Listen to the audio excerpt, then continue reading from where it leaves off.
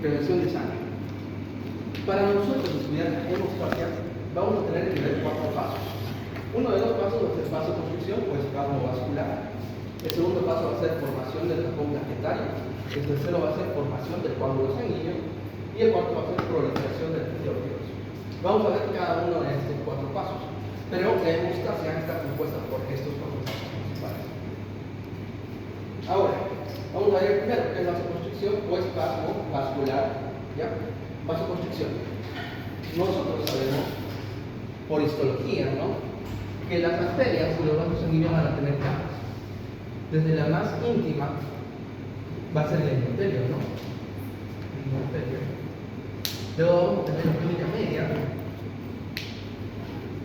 La túnica media, que está compuesta principalmente por células musculares lisas. Y luego vamos a tener la última, que es la túnica media. Ahora, nosotros también sabemos que es vasoconstricción y también vasodilatación. Vasoconstricción quiere decir que es una disminución del diámetro del vaso, ¿ya? En simples palabras. Y vasodilatación es que hay un aumento del diámetro del vaso. Lo contrario. Cuando hay una hemorragia, cuando hay una lesión a nivel del endotelio del vaso sanguíneo, lo que hace este vaso sanguíneo como un reflejo es que el músculo de la túnica media se va a contraer. Y por lo mismo va a ser una vasoconstricción, ¿ya?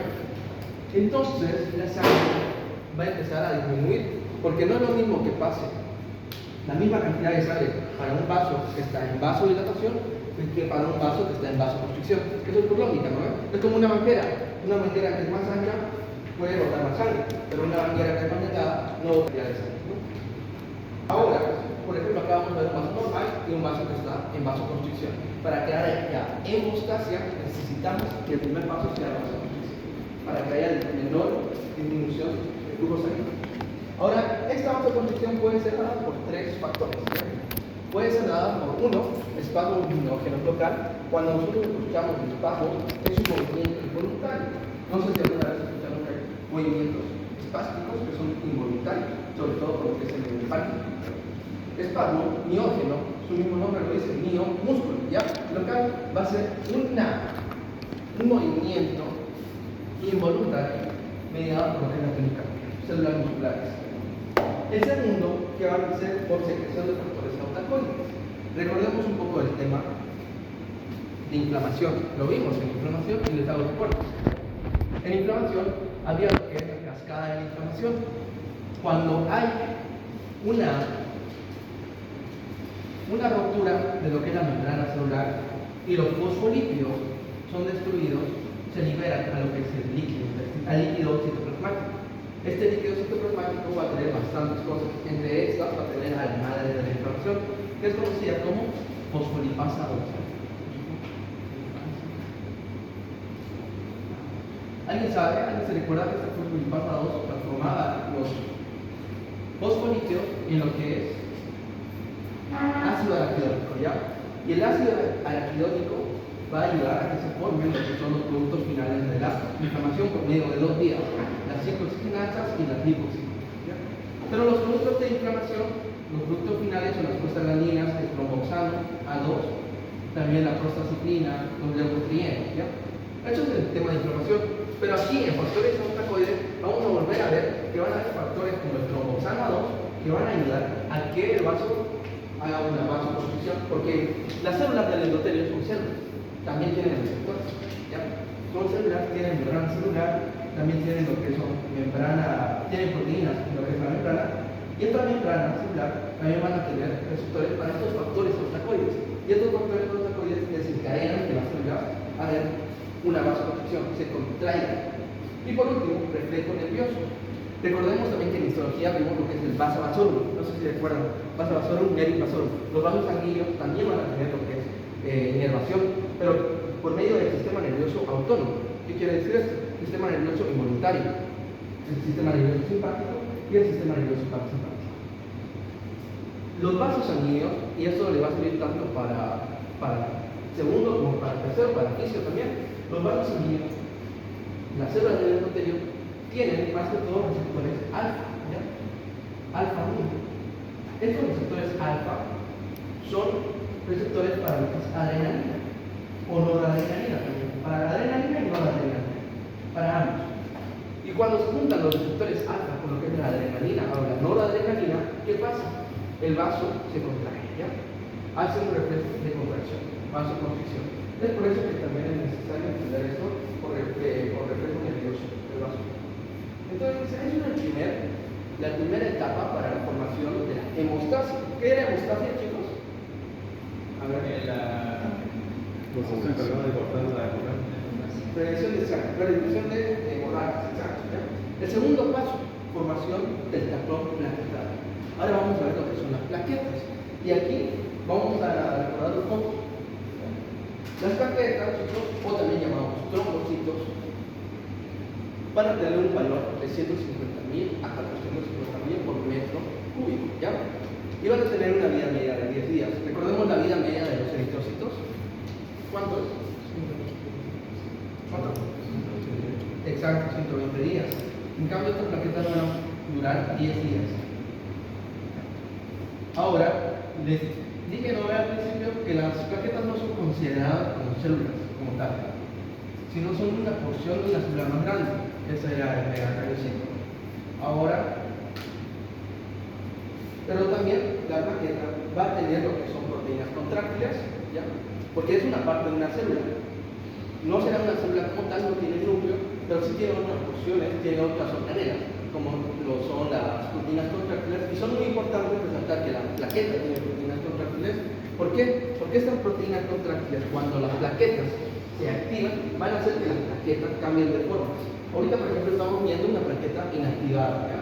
Pero cuando se active, va a cambiar de forma, gracias a lo que son las proteínas contráctiles. Luego vamos a ver que tiene retículo endoplasmático rugoso y aparato de Golgi.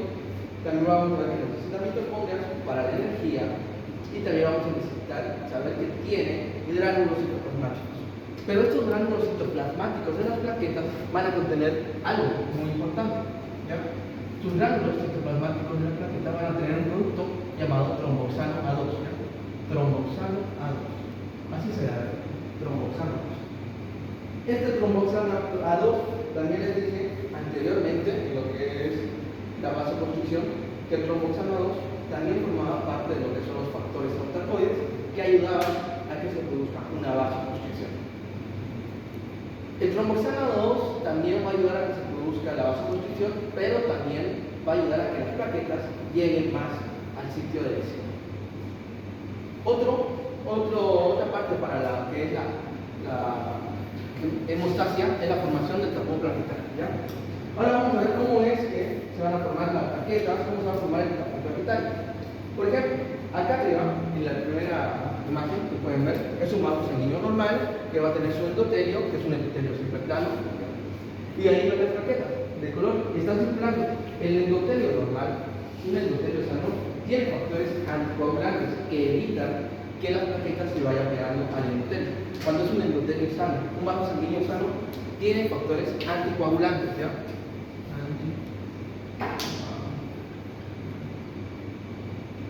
Pero ¿qué pasa cuando ese endotelio se ve dañado por alguna situación?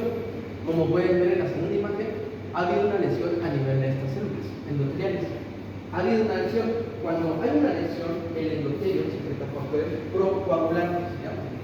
Como su mismo nombre dice, ayudan a la coagulación y ayudan esas sustancias que liberan el endotelio, ayudan a que las plaquetas se vayan pegando y que empiecen a sellar lo que es el vaso sanguíneo. Ese es un endotelio normal y el de abajo, como les digo, es un endotelio dañado. Acá vamos a ver una célula endotelial. Recordemos un concepto básico de histología. No es considerado un tejido endotelial si es que no está sobre una membrana basal, ¿ya? No se considera, es algo característico del epitelio. Necesitamos que el epitelio esté sobre una membrana basal. En este caso, el endotelio también va a estar sobre una membrana basal, ¿entienden?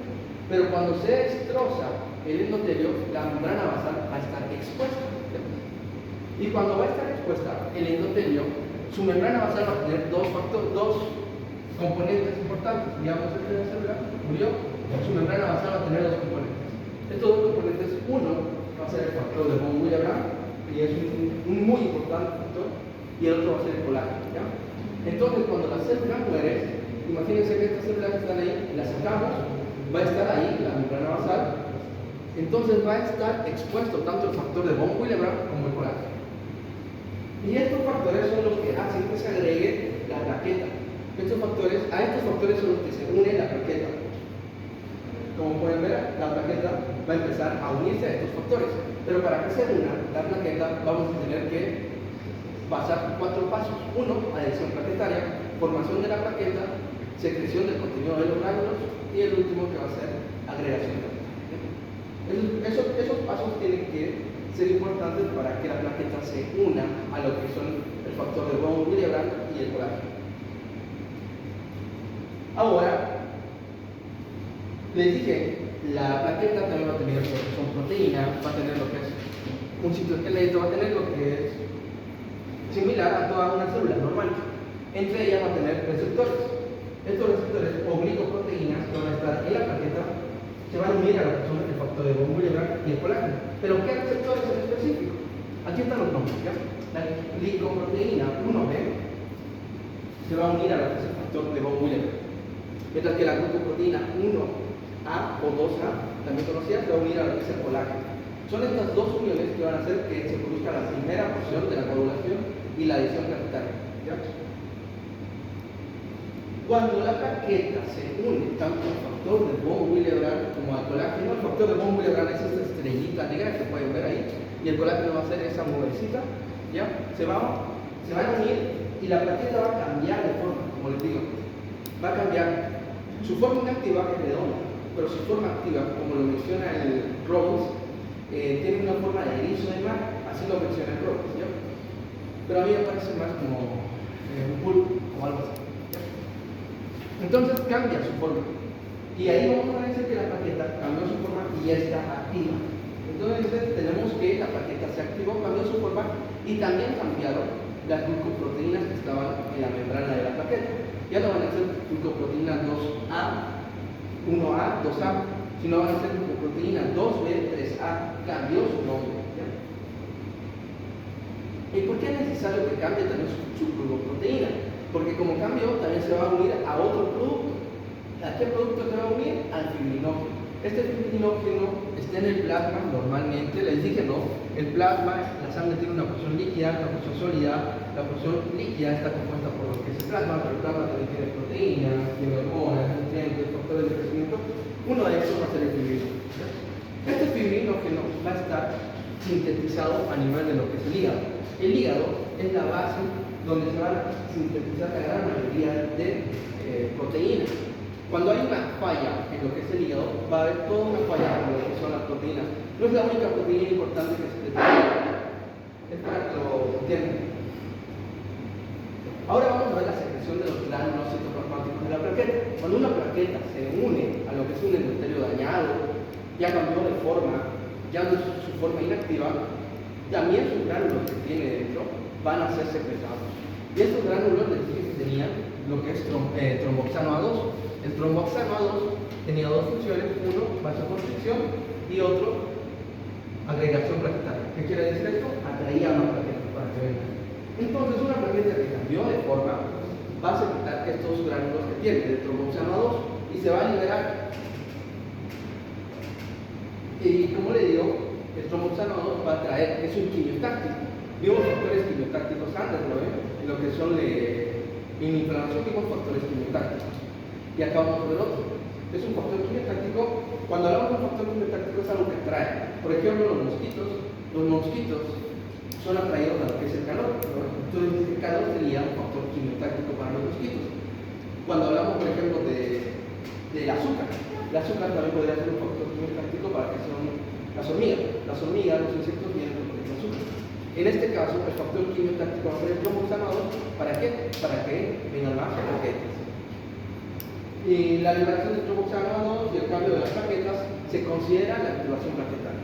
Cuando la plaqueta ya cambió de forma y ya se secretó sus gránulos, ahí recién podemos decir que ya hay una activación plaquetaria.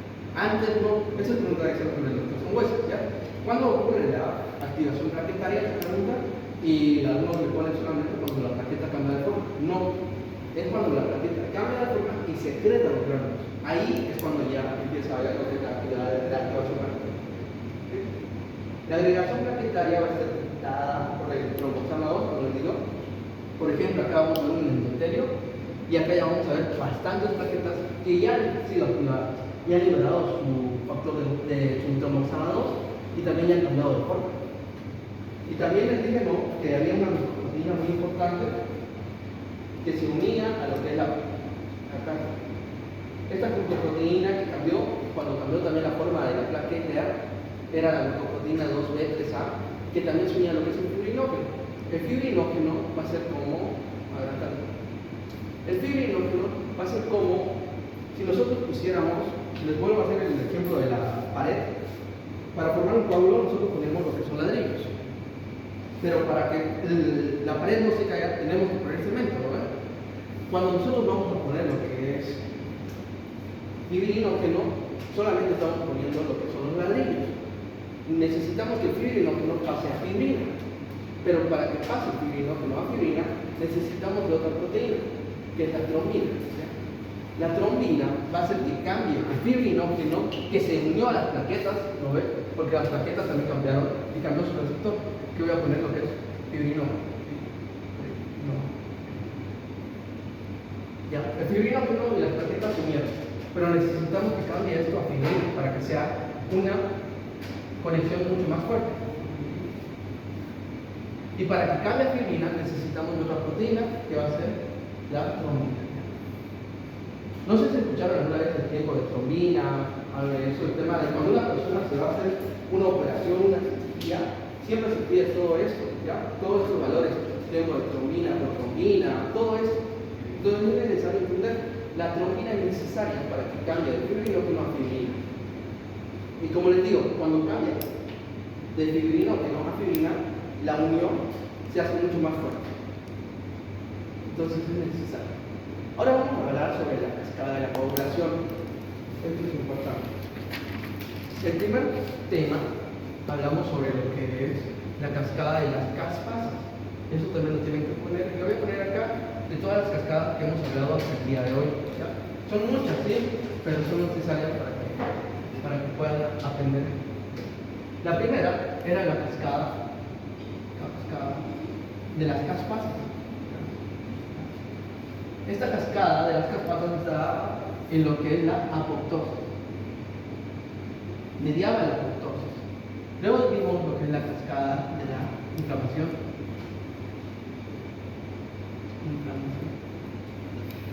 Y esto ocurre a nivel intracelular. Y por último, también vemos lo que es el sistema de complemento. También hay inflamación.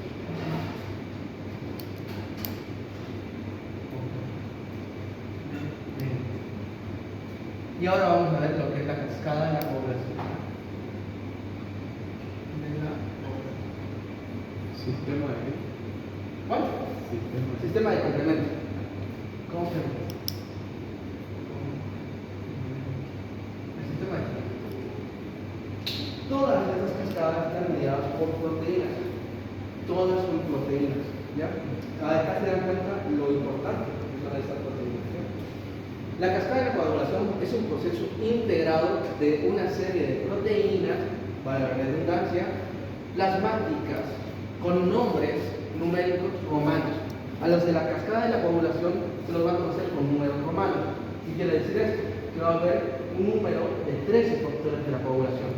Desde el 1, 2, 3, 4, 5, 6, 7, 8. Vale la redundancia, el 13, ¿no?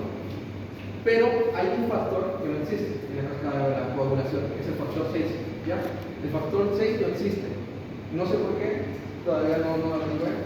Seguramente lo voy a llevar a un. También va a tener lo que es una vía intrínseca como una vía extrínseca en la cascada de la coagulación. En la apoptosis también vimos lo que es una vía intrínseca como también una vía extrínseca, ¿no? En la vía intrínseca va a ser activada por una lesión superficial que se limita al endotelio, haciendo visibles los factores de von Willebrand y el colágeno de la membrana basal. ¿Qué quiere decir esto? Que cuando hay una lesión en las células endoteliales, ahí es donde se va a empezar a afectar o desencadenar lo que es la vía intrínseca, ¿ya? De la cascada. Mientras que la vía extrínseca, iniciada por una lesión mucho más profunda, que puede afectar la túnica media, túnica adventicia, o sea que esta lesión llega a afectar todo el vaso. Puede hacer una ruptura de todo un vaso también, cuando se activa la vía extrínseca. Mientras cuando hay la vía intrínseca, solamente se ve afectado el endotelio, tal vez hasta la membrana basal. Esto es importante para que ustedes lo recuerden y tengan en cuenta. Les dije que los factores de coagulación van a estar nombrados con números romanos desde el 1 hasta el 13, pero no había uno que era el factor número 6. Pero van a haber factores de la coagulación dependientes de vitamina K. La vitamina K, en danés, que es Dinamarca, si no estoy mal, es coagulante, ¿ya? No sé cómo se escribe en danés, pero lo que yo escuché era coagulante, ¿ya? Por eso le pusieron vitamina K, porque está encargada de la que es la coagulación. Entonces, los factores dependientes de la vitamina K son 4, y estos se los tienen que aprender. Esto es muy importante, ¿por qué? Porque lo van a ver en farmacología, lo van a ver en fisiología, lo van a ver en fisiopatología. Si ustedes saben los factores dependientes de la vitamina K, ya lo hicieron. Son 4. Y es una mnemotecnia muy, bueno, no es mnemotecnia, ¿no? Pero es el factor 2, el factor 7, el factor 9 y el factor 10. Estos factores son los 4 factores. ¿Qué? No, el factor 2, 7, 9 y 10. No, el 2, 12, 7, 2, 12, 10 y 9. Ah, 2. Perdón, me equivoqué. Estaba diciendo la vía intrínseca de la coagulación. Es 2, 12, 9 y 10. ¿Ya? Son los factores de la coagulación dependientes. Entonces, estos factores son importantes porque solamente se sintetizan a base de lo que es la vitamina K. Ahora, pueden faltar estos factores de la coagulación, que son estos 4, por 2 o más razones. Una, porque no hay ingesta de vitamina K. La persona no está consumiendo lo suficiente. ¿Ya? La vitamina K está en el alimento, en el remolacha, las vitaminas. ¿Ya? Pero también puede ser porque la persona tiene una insuficiencia hepática. El hígado, donde es el encargado de sintetizar, de crear estos factores de coagulación, no está funcionando. Puede ser por un carcinoma, por lo que es una insuficiencia hepática, una persona que toma, eso lo van a ver lo que es en patologías del hígado en específico, pero la cosa es que el hígado no está funcionando bien, y como no está funcionando bien, tampoco está secretando estos factores de la coagulación. Ahora, estos son los 13 factores de la coagulación. Como les digo, son muchos y tienen sus nombres, ¿ya? Por ejemplo, el factor de Ackermann, el factor tisular, la trombina, que en Italia es un factor de la coagulación, que es el factor 2, el fibrinógeno también es un factor de la coagulación. Esta es una tablita que es necesario, se los voy a pasar allá para que ustedes la tengan, pero no preguntan tanto los nombres de los factores de la coagulación, sino más que todo preguntan los factores dependientes de la vitamina K. Eso, como les digo, es pregunta de doctor. Ahora, ¿qué factores van a estar implicados en la vía intrínseca y en la vía extrínseca? Los factores implicados en la vía intrínseca de la coagulación van a ser estos: el factor 7, el factor 12, el factor 9, el factor 8 y el factor 11. 12, 11, 9. Exacto. 10, 11, 9 y 8. ¿Ya? ¿Sí? Es el 12, el factor 11, el factor 9 y el factor 8. ¿Ya? Son esos factores los que van a estar desencadenando lo que es la vía intrínseca. Mientras que la vía extrínseca va a estar desencadenada por dos factores: el factor 3 y el factor 7. Las dos vías van a unirse en una vía que va a ser la vía común y van a activar a los factor 10 en la coagulación. Las dos vías. Ahora, ¿cómo podemos recordar más fácil nosotros las vías intrínsecas? Nosotros sumamos 3 más 7, ¿cuánto es? 10, ¿no? Y acá vamos a sumar lo que es desde el 12 hasta el 8, pero no vamos a sumar el 10. Entonces vamos a tener 12, 11, 9, 8, ¿no ven? Y el 10 no, porque es la vía común. Entonces ya sabemos lo que es la vía intrínseca y la vía extrínseca y qué factores están involucrados en ambas. Ahora, el factor 10, como el factor hacer activar lo que es el factor 5 y el factor 2, y el factor 2 va a activar al factor 1. Este factor 1 es importante, ¿por qué? Porque cuando ya se activó el factor 1, además de lo que cambió, ¿no? Les dije, la fibrina, el fibrinógeno cambió a fibrina por medio de la trombina, ahí también tiene que participar lo que es el factor 1 de la coagulación. Y cuando hay ese cambio de fibrina, de fibrinógeno a fibrina, es donde se sella, es como si nosotros pusiéramos cemento en los ladrillos. Entonces se pone mucho más duro y el coágulo ya se formó. Entonces son necesarios. Esa sería lo que es la cascada de la coagulación. Ustedes quieren sacarla, sacan. Es importante. Y los factores, como les digo, están desencadenados en cada vía. Ahora, les dije, la cascada de la coagulación son proteínas. Puede haber daño en lo que es el hígado, pero también puede haber daño a nivel renal, en un síndrome nefrótico. ¿Ya? El síndrome nefrótico es principalmente conocido por lo que es proteinuria. ¿Qué es proteinuria? Chicos, ¿alguna vez escucharon el término?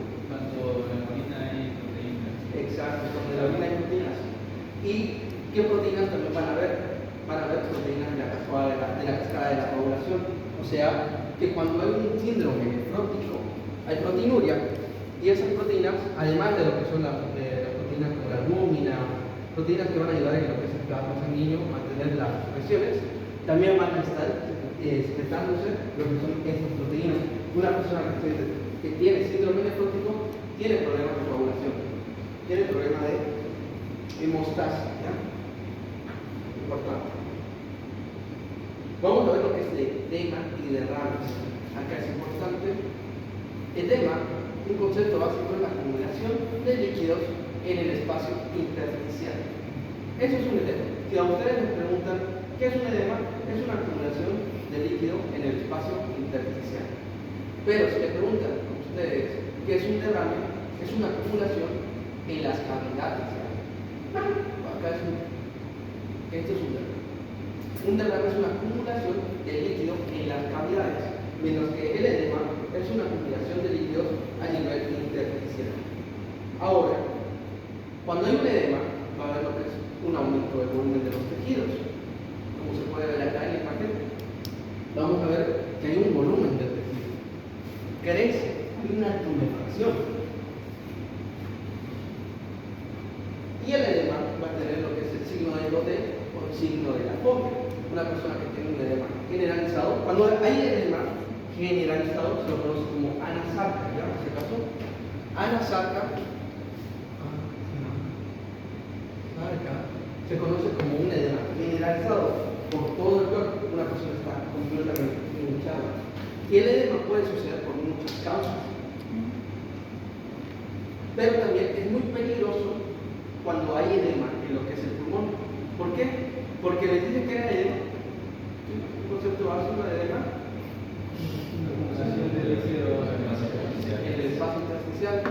Cuando hay edema en lo que son miembros, es un signo que tenemos que corregir, pero es mucho más peligroso cuando hay un edema a nivel del pulmón, porque en el pulmón están los alveolos, o sea, alveolares, y los alveolos tienen una forma redonda, esférica, ¿no? Ahora imagínense que este alveolo, que normalmente no tendría que tener agua, líquido, va a tener líquido, se va a empezar a acumular y va a empezar a fallar lo que es. Exacto, va a haber un colapso alveolar, va a haber un colapso alveolar y va a empezar a fallar lo que es el intercambio gaseoso. Entonces es muy importante resaltar que un edema en un miembro, tanto superior como inferior, no es tan peligroso como un edema en el pulmón. Cuando hay un edema en el pulmón, hay edema en el pulmón agudo. Eso lo van a ver ya en tercero, pero también es muy importante resaltar que cuando hay un edema en el pulmón, hay que corregirlo rápido. Y derrame era similar a un edema, no. Derrame es una acumulación en el líquido de una cavidad. Vamos a recordar que hay cavidades en nuestro cuerpo, por ejemplo, en la pleura, hay cavidad pleural. Las pleuras tienen dos partes, ¿no ven? A ver, es una anatomía. ¿Cuáles son las hojas de la pleura? visceral y Exacto. Parietal y visceral. Y hay un espacio, ¿no? Entre ambas. Igual en el corazón, el pericardio, también va a tener lo que es una capa y va a tener un espacio. Cuando hay acumulación de líquido en este espacio, se lo conoce como derrame. Vamos a tener lo que es un derrame pleural, también.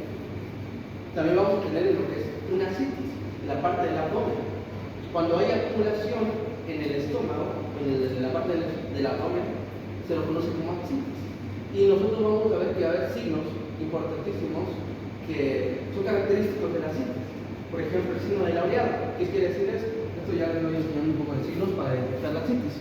Una persona que se echa, le hacen echar a su paciente, tiene que poner su mano en el medio, justamente de lo que es el ombligo, y tiene que poner una separación, una parte anterior, una parte posterior del abdomen, y tienen que empezar a hacer como una especie de toques para que la barriga se mueva. Y si se mueve, hace como un oleaje, que es que la persona tiene una ascitis. Ese es un signo que se puede ver lo que es una ascitis. Pero también vamos a tener lo que es el hidropericardio, acumulación en el líquido, la acumulación de líquido en lo que es el pericardio. Eso es un derrame a simple vista. Ahora, ¿cómo podemos nosotros evitar un edema? ¿Cómo es que sucede el edema? Para eso vamos a ver un poco de fisiología. Acá les voy diciendo, esto es importante, esto lo ven en fisiología. Para ver un edema tenemos que conocer todas estas presiones y son importantes. Vamos a ver primero la presión hidrostática. No sé si la escucharon. ¿Alguna vez escucharon de la presión hidrostática? ¿O no? Bueno, la presión hidrostática está dada por lo que es el ventrículo izquierdo. Del ventrículo izquierdo, ¿qué sale, chicos?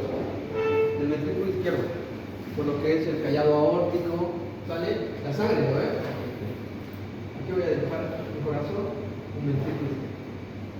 El ventrículo izquierdo lanza la sangre, así simplemente le digo lanza, a una presión de 120-80, que sería la presión arterial normal. La presión arterial es 120-80. Esta presión que lanza es necesario para que toda la sangre que va del ventrículo izquierdo vaya a todo nuestro organismo hasta la punta de nuestros pies y vuelva a lo que es el ventrículo, la aurícula derecha, ¿no? Por lo que son las venas cavas, superior e inferior. Entonces es necesario que el ventrículo izquierdo haga una fuerza muy potente para que la sangre salga inyectada. ¿Cómo sale la sangre? Hay una presión que tiene que resistir lo que es la aorta.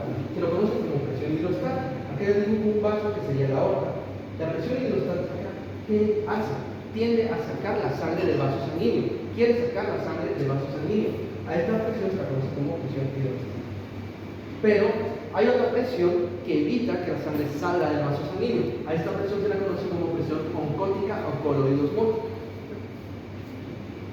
Esta presión, que es la presión oncótica o coloidosmótica, evita que la presión hidrostática saque la sangre al intersticio. Y es dada por lo que es una proteína. ¿Por qué proteína? Por la albúmina. La albúmina tiene unas concentraciones normales de 3.5 gramos sobre decilitro en sangre, normales.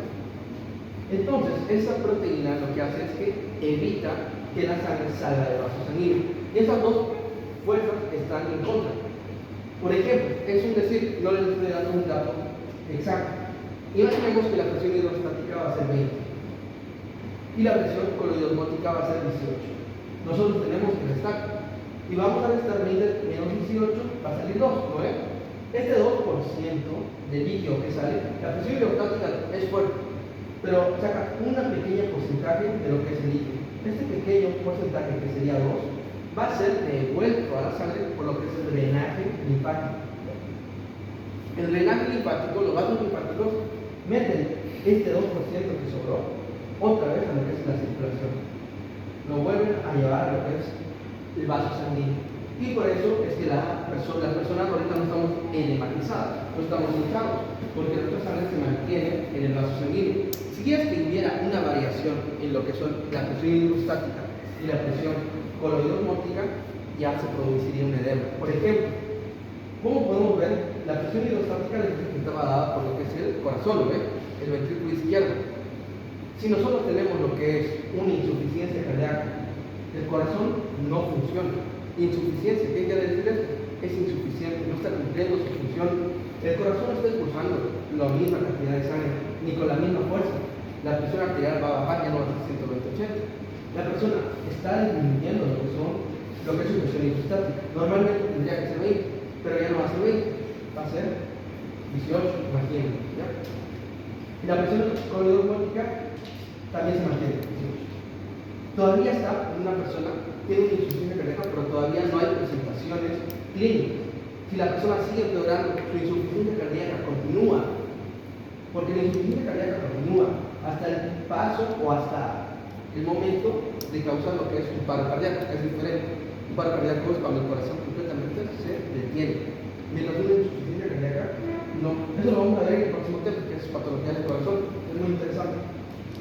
Pero imaginemos que la persona continúa con su insuficiencia cardíaca, su presión también baja, la contracción va a bajar, ya no va a ser 18 la presión hidrostática, va a ser 16. Entonces ya va a haber una variación y se va a empezar a producir lo que es un edema, porque las presiones ya no están iguales, las presiones están variando. Igual es lo que es la albúmina. La albúmina tenía 3.5 gramos sobre decilitro y estaba sintetizada en el hígado. Pero ¿qué pasa si el hígado empieza a fallar? O hay un problema a nivel del riñón en el tema del síndrome nefrótico. Se están necesitando más proteínas. Ya no va a ser 3.5, va a ser 2.5 gramos sobre decilitro. También la presión coledoosmótica va a bajar, ya no va a ser, digamos, 18, va a bajar a 16, va a bajar a 14 y va a producirse también un edema. Cualquier variación de estas presiones produce un edema. Ahora, el drenaje linfático. El drenaje linfático llevaba lo que es el 2%, ¿no? Les dije, teóricamente, ¿no? Llevaba 2% el drenaje linfático del vaso. Pero hay enfermedades como la filariasis, no sé si alguna vez escucharon de la filariasis. El efantiasis es lo que produce la filariasis. Es un parásito. Este parásito tiende a ocluir los vasos linfáticos. Entonces se mete al vaso linfático y lo ocluye. No va a haber el retorno de ese 2%. Ahora la permeabilidad del vaso. Recordemos que en inflamación vimos que para que haya inflamación tiene que haber vasodilatación, lo contrario. Pero también va a haber aumento de la permeabilidad, va a haber espacios interendoteliales. Y como hay aumento de la permeabilidad, también va a poder pasar más rápido la sangre al intersticio. Cualquier variación de estas cuatro va a producir lo que es un edema, a lo que les estoy explicando. ¿Ya? Aquí un concepto básico de presión hidrostática. Saca el líquido desde el capilar al intersticio. La presión coloidosmótica o oncótica también tracciona el líquido desde el intersticio capilar. El drenaje linfático drena el líquido sobrante del intersticio y bueno, evita la fuga del líquido por su permeabilidad, lo que es la pared vascular. Como les estaba diciendo, un aumento de la presión hidrostática puede hacer que se salga el líquido, porque hay un aumento de la presión hidrostática. Una disminución de la presión oncótica, una disminución de la albúmina va a hacer que también disminuya la presión oncótica y el líquido también salga, tienda a salir. Acá, por ejemplo, vamos a ver una persona que tiene obstrucción de vasos linfáticos, en lo que es la filariasis, que es una parasitosis. Y acá vamos a ver que es un cuadro más grave, la filariasis, que puede llegar a producir una persona elefantiasis, por una alteración de la permeabilidad. Vamos a hablar de otros conceptos. Ya hablamos de lo que es edema, hablamos de lo que es derrame, vimos lo que es coagulación. Ahora vamos a ver lo que es una hiperemia y una congestión. La hiperemia y la congestión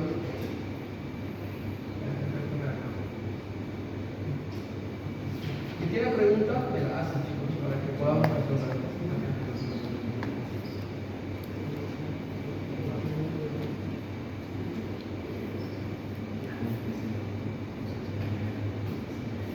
El hiperemia va a ser un proceso activo donde se dilatan las arteriolas. ¿Qué quiere decir activo?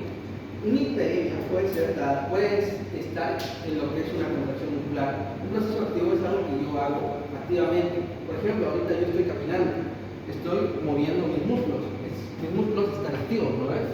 Por ejemplo, una persona que va a trotar, pero va a trotar 5 kilómetros, va a hacer que haya una hiperemia, porque hay un proceso activo en lo que son sus músculos,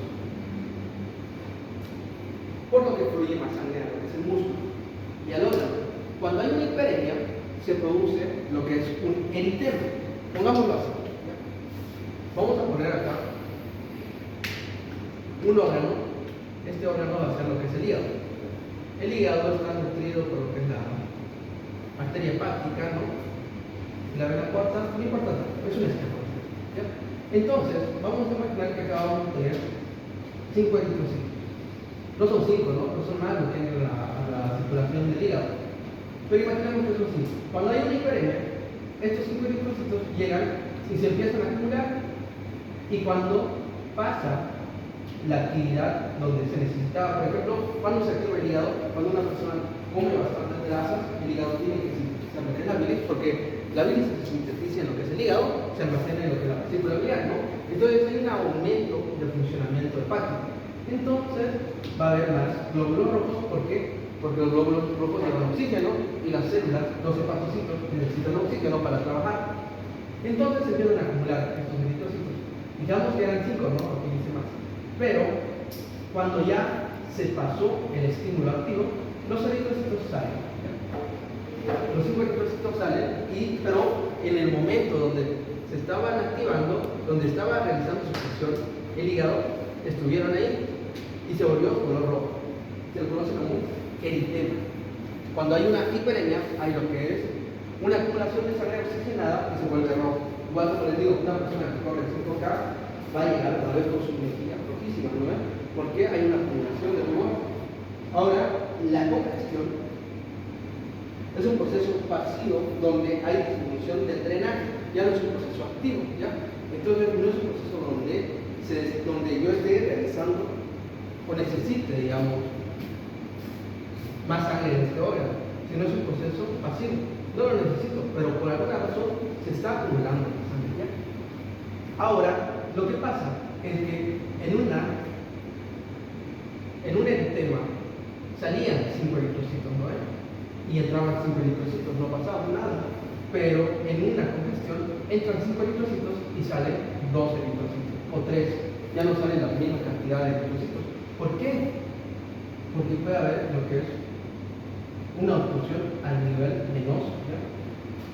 Pero la cosa es que no van a salir, se van a quedar los eritrocitos acá se quedan 2, y luego vuelven a ingresar otros 5 eritrocitos, pero vuelven a salir 3 eritrocitos, ya no vuelven a salir 5. Vuelven a ingresar 5, salen 2 eritrocitos.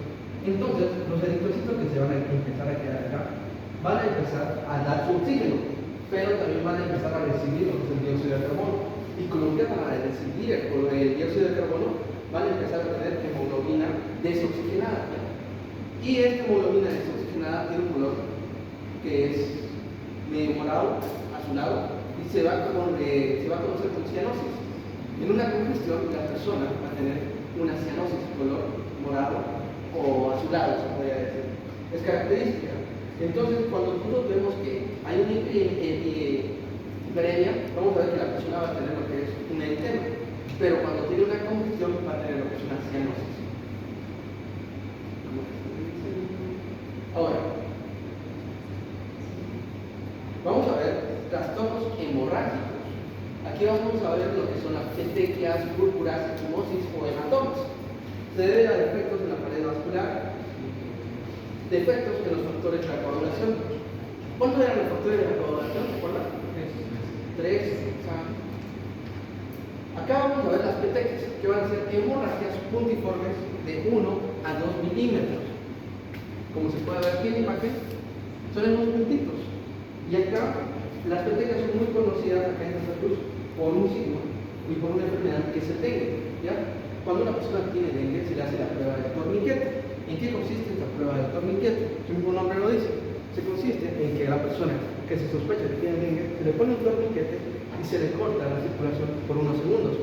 Si la persona tiene dengue, lo que va a hacer es que va a empezar a desarrollar lo que son petequias, ¿ya? Unos puntitos rojos a nivel de todo el antebrazo.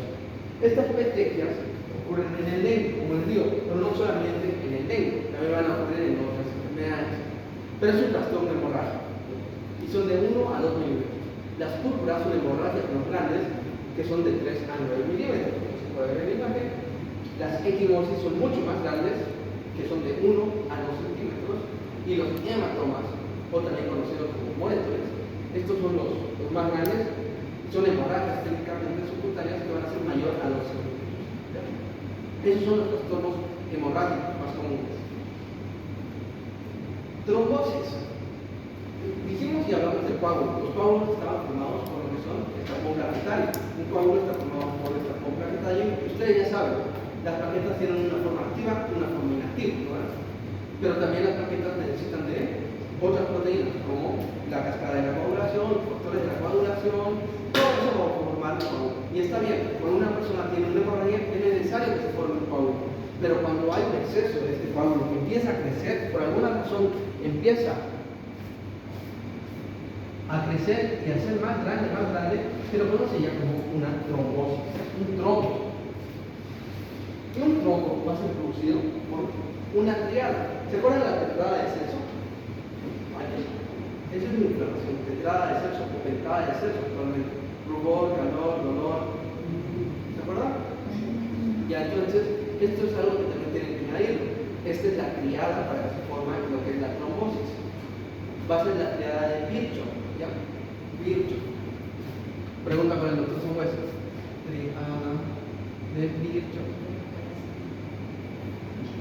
Esta triada de Virchow es necesaria para lo que es la formación de trombos para una trombosis. Y como dice su nombre, es una triada. Entonces va a tener tres componentes. El primero, una lesión endotelial. Para que haya una trombosis necesitamos, como les digo, la trombosis no es nada más que un coágulo, y el coágulo vimos que es necesario también que haya una lesión endotelial, pero un coágulo que se empezó a crecer más, y se forma un trombo. Entonces vamos a tener, uno, la lesión endotelial, dos, hipercoagulabilidad. Hipercoagulabilidad, ¿qué quiere decir esto? Que va a haber un sobreestímulo de la coagulación, hay un sobreestímulo, hipercoagulabilidad. Y el último, que es éstasis o flujo turbulento. ¿Ya? Cuando nosotros escuchamos éstasis o flujo turbulento, es que la sangre normalmente tiene un flujo homogéneo, pero cuando hay lo que es una formación de trombo, este flujo puede ir más lento o también puede ir turbulento. Puede hacer este movimiento como lo que estoy haciendo. Estos movimientos puede hacer y eso se conoce como éstasis o flujo sanguíneo turbulento. Entonces, esta es la triada de Virchow, ¿ya? Si ustedes se lo aprenden, va a ser mucho más fácil desde ahora para que puedan ir adelante. ¿Qué es un trombo? Como les digo, es una formación del coágulo en algún vaso sanguíneo y que permanece adonado a su pared. Y a esto se llama trombo. Por ejemplo, esto es una placa histológica, histopatológica, donde vamos a ver lo que es un trombo. Un trombo va a ser diferente que un coágulo, pero ¿por qué? A nivel histológico van a tener lo que se conocen como las líneas de sangre. Líneas de sangre. ¿Ya? Líneas de sangre. Estas líneas de sangre son lo que pueden ver. Son como unas líneas, ¿no? Diferentes, de diferente color. Este color medio rojizo, rosado que ven, son eritrocitos, ¿ya? Son plaquetas, son eritrocitos. Y las líneas más claras son lo que son fibras. ¿Ya? Con vaina fibrina.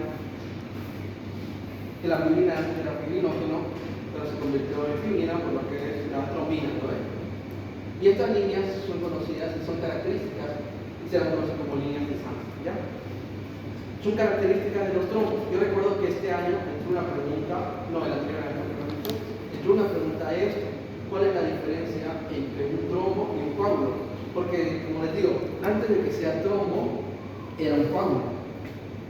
Pero, ¿qué pasó? Que este coágulo empezó a crecer, con el tiempo se siguió manteniendo y se formó lo que es un trombo. Pero cuando hace esta diferencia, se forman estas líneas de sangre. Por eso, en los dos preguntó, que yo recuerdo, ¿cuál es la diferencia entre un trombo y lo que es un coágulo? Son esas líneas de sangre. Ayuda a distinguir un trombo de un coágulo. Pero vamos a tener diferentes tipos de trombos, ¿ya? Va a haber trombo mural, trombo arterial. El trombo mural puede estar en las cavidades cardíacas mayormente. Puede estar y puede ubicarse el trombo a la vez el nivel del ventrículo izquierdo, también de las aurículas. Puede haber casos de trombosis intracardíacas, pero también va a haber lo que es trombosis arterial. ahí vamos a ver lo que son trombosis en las arterias coronarias, que van a estar irrigando lo que es el corazón, pero también van a ver lo que son en las arterias cerebrales, también las temporales. Y la trombosis venosa o flebotrombosis se forman en la circulación sanguínea y presentan más glóbulos rojos, se denominan glóbulos rojos. Ahora esto, vamos a ver las 4 evoluciones que tiene un trombo. Resolución, la primera evolución que tiene un trombo. Cuando un trombo tiene una resolución, se le considera que es la mejor evolución de un trombo. ¿Por qué? Cuando hay resolución, quiere decir que el trombo se va a despegar del vaso sanguíneo. Este es el vaso sanguíneo, el endotelio, se ve claro, ¿no? Entonces el trombo, que sería esta parte del medio, se despegó, se salió del vaso sanguíneo y se va a empezar a degradar. Se empieza a degradar y esa resolución es la mejor evolución que tiene un trombo. Pero no todos los trombos tienen esa resolución o esa evolución. ¿Ya? Luego vamos a tener la organización, que es otra forma del trombo de evolucionar. En este caso, el trombo se mantuvo en el vaso sanguíneo, en el endotelio, pero empezó a calcificarse, empezó a quedarse ahí y se volvió muy duro, no se va a salir el trombo. Y como el flujo sanguíneo tiene que continuar y el trombo está disminuyendo el flujo sanguíneo, lo que pasa es que empieza a haber una angiogénesis. ¿Qué quiere decir esto? Nuevos vasos, se van a empezar a desarrollar nuevos vasos pequeños capilares. Imagínense que esta es la aorta, ¿ya? Entonces es un vaso de gran calibre, un vaso que tiene un tamaño y un diámetro grande. Entonces van a empezar a desarrollarse entre el trombo pequeños capilares para que la circulación sanguínea no se corte. Es necesario. Y esa es otra evolución del trombo, ¿ya? La organización. La propagación. Esta propagación que tiene el desarrollo del trombo no es como tal una propagación que el trombo sale y va a un lugar. La propagación es que, imagínense que esta va a ser la arteria renal, ¿ya? Y la arteria renal está conectada a lo que es la arteria aorta, ¿no ves? Aorta. Entonces, principalmente, el trombo estaba en lo que es la arteria renal, pero fue creciendo, que llegó a lo que es la aorta. El trombo se creció y se propagó. Es otra solución que tiene el trombo. Y la última, que es la más peligrosa, que es una tromboembolia. ¿Qué quiere decir esto? Ahí es cuando un pedazo del trombo se deshace y va a circulación. Y puede ser pequeño, puede ser grande, dependiendo. Pero este pequeño pedazo del trombo puede llegar a lo que es cualquier órgano. Puede llegar a lo que son las arterias más pequeñas, los capilares, y obstruir el vaso sanguíneo. Ahí se produce lo que es un derrame cerebral, puede llegar a producir también lo que es un infarto pulmonar, puede ir a todas las partes, principalmente va a lo que es el sistema nervioso, el cerebro, ahí se va a producir las arterias cerebrosas posteriores, si no estoy mal, ahí es donde más que todo va a empezar, pero es otro tema, ¿ya? Lo que yo quiero que ustedes sepan es que hay estos 4 desarrollos que tiene el trombo. La más buena se podría decir que es la resolución, que es donde el trombo se sale y se empieza a degradar en el líquido, en el plasma. Y la peor que sería la tromboembolia. Ahora, émbolo. A émbolo vamos a tener nosotros un concepto mucho más sencillo, ¿no?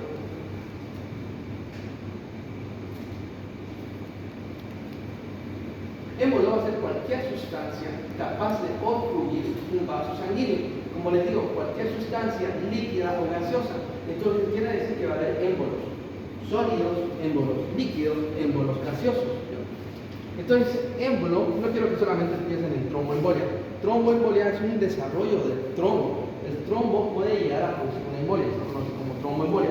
Pero un émbolo también puede ser una burbuja de gas, un émbolo puede ser un líquido que te puede inyectar, puede producir lo que es una obstrucción. Entonces, un émbolo es cualquier objeto líquido, sólido o gaseoso que pueda llegar a obstruir un vaso sanguíneo. Y cuando se obstruye un vaso sanguíneo se produce lo que es una isquemia. ¿Ustedes recuerdan qué diferencia hay entre isquemia y hipoxia?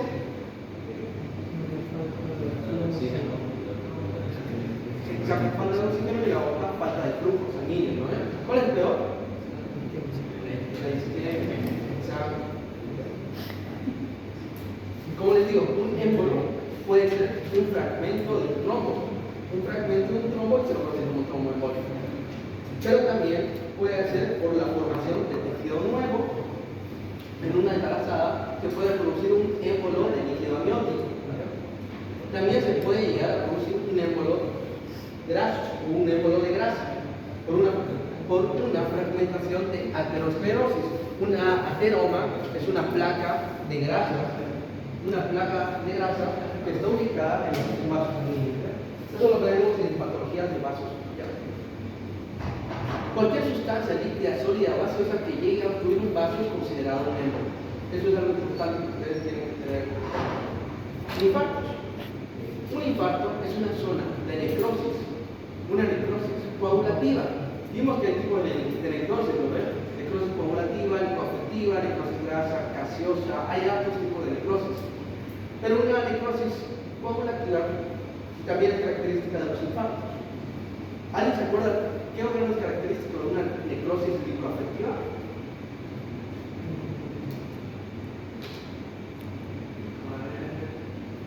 El cerebro. El cerebro es característica de una necrosis lipoafectiva, mientras que una necrosis coagulativa puede dar a casi la gran mayoría de órganos, excepto en el cerebro, mientras que la necrosis lipoafectiva sí da en el cerebro. Ahora vamos a ver que el infarto es una zona o una parte donde no hay líquido, no hay flujo sanguíneo, hay un esquema. Vamos a ver que hay un infarto rojo y un infarto blanco. Esto es importante diferenciar. ¿Por qué? Porque los infartos rojos van a ser comunes en los órganos que tienen doble irrigación. Por ejemplo, los pulmones tienen una doble irrigación, una irrigación nutricia, que es la arteria bronquial, y una circulación que es funcional, que sería lo que es la arteria pulmonar, donde va a empezar a hacer el intercambio gaseoso. Tiene doble irrigación. Si por alguna razón una de esas dos circulaciones se tapa, se produce un émbolo y llega a obstruir, el pulmón va a empezar a morir, va a empezar a tener un infarto, pero como tiene doble circulación, va a ser un infarto rojo. En cambio, lo que es un infarto blanco se da en órganos que solamente tienen una circulación, por ejemplo, el vaso sanguíneo, no, el vaso del órgano vaso, que solamente tiene una irrigación, y también el riñón. Cuando le falta sangre, se vuelve de color blanco o amarillento. Y un infarto séptico. Esta es una parte, o cuando ya ha habido un infarto, tanto puede ser blanco o rojo, hay una infección, hay una sobreinfección cuando hay una zona infartada. Cuando hay una sobreinfección por algún microorganismo se le conoce como un infarto séptico. Ocurre cuando el tejido necrosado es infectado por microorganismos. Shock. Este concepto es básico y lo van a ver en lo que es el próximo tema. Lo vamos a ver shock, vamos a profundizar más en shock, porque va a haber shock cardioquímico. ¿Qué quiere decir esto? Que va a empezar en el corazón. Va a haber tipos de shock, ¿ya? Pero un concepto de shock que les estoy dando acá es importante. Es un estado de insuficiencia donde va a alterar la perfusión tisular y provocar una hipoxia celular. Perfusión, ¿qué quiere decir esto? Cómo el vaso sanguíneo va a estar dando la sangre o los nutrientes a las células. Cuando hay una buena perfusión, hay un buen funcionamiento, pero cuando hay una mala perfusión, no hay un buen funcionamiento. La célula empieza a morir. Entonces es necesario que haya una perfusión regulada. Esta perfusión es dada por el corazón, principalmente, como les digo, por la presión capilar, presión arterial. La presión arterial es 120/80, ¿no ven? Esa es la fuerza con la que impulsa el corazón del ventrículo izquierdo a toda la circulación. Y es necesario que tengan una presión de 120/80 porque va a tener una buena perfusión, va a llegar a todos los órganos. Pero vamos a ver que en el shock hay una mala perfusión, hay un déficit de perfusión. Los órganos no están teniendo la suficiente sangre que tendrían que tener. Entonces, ¿qué va a pasar? Vamos a ver que el shock va a tener tres fases. Fase 1, no progresiva o inicial. Fase 2, progresiva. Y la fase 3 es la irreversible. Estas tres son las fases del shock. Como les digo, hay diferentes tipos de shock, pero estas tres fases son comunes en los tres tipos. Fase 1 se caracteriza por una perfusión de órganos vitales. Cuando una persona tiene un shock, puede ser también un shock séptico, ¿ya? Pero una persona tiene un shock, o sea, no hay una buena perfusión, Lo que hace nuestro cuerpo como primer motivo o primera defensa es que empieza a mandar la sangre que queda por una persona que está perdiendo por un shock hipovolémico, no sé si escucharon eso alguna vez en un accidente, shock hipovolémico, quiere decir esto que está perdiendo sangre, hipo menos, volemia, sangre, disminución de la volemia de la sangre. Entonces es un shock hipovolémico, la persona está muriendo desangrada y lo primero que hace su cuerpo como reacción es que va a hacer que la poca sangre que tenga va a entrar a lo que son los órganos vitales, va a empezar a perfundir los órganos más vitales. ¿Qué quiere decir esto? El corazón, el hígado, el pulmón. Entonces, toda la sangre que tendría que estar en la piel se empieza a volver fría, o sea, no hay sangre. La sangre que tendría que estar en la piel no hay, porque toda la sangre se fue a lo que son los órganos. Entonces, la persona va a presentar frialdez, va a estar fría, le van a tocar su piel, va a estar fría, va a presentar lo que es taquicardia, que es aumento de los latidos cardíacos, una taquipnea, que es aumento de la frecuencia respiratoria, pero todo esto es para compensar, ya porque la persona está perdiendo lo que es sangre. En la fase 2 hay una hipoperfusión también, que acá no hay una perfusión completa, y hay una hipoperfusión total, hay trastornos metabólicos, y todavía puede ser corregible. Si una persona está todavía en la fase 2, podemos hacer algo en este caso, ¿ya? Pero cuando entra a la fase 3, aquí ya hay una lesión celular y de lesiones que son graves, que van a llevar al paciente inevitablemente a la muerte. Entonces, una persona que entra en un shock, grado o fase 3, decide lamentablemente ya no hay mucho que hacer. ¿Por qué? Porque ya tenemos mucha sangre, que puede ser un shock hipovolémico, o es que la infusión, si es un shock séptico, ya ha llegado a todos los lugares y ya está muy mal la persona. Sus órganos ya no están perfundiendo, ya no están nutriendo los órganos. Entonces la persona no tiene muchas cosas, ¿no? Ya tiene un pequeño ejemplo que sería ya lo que aprendieron. Eso, chicos, sería todo lo que es la clase de hoy, trastornos hemodinámicos. Y la próxima clase vamos a ver lo que es patologías cardíacas. Y después de eso vamos a ver la última clase que sería patologías del pulmón. Y ya con eso terminaríamos todo lo que es las introductorias de la patología. Ahora, chicos,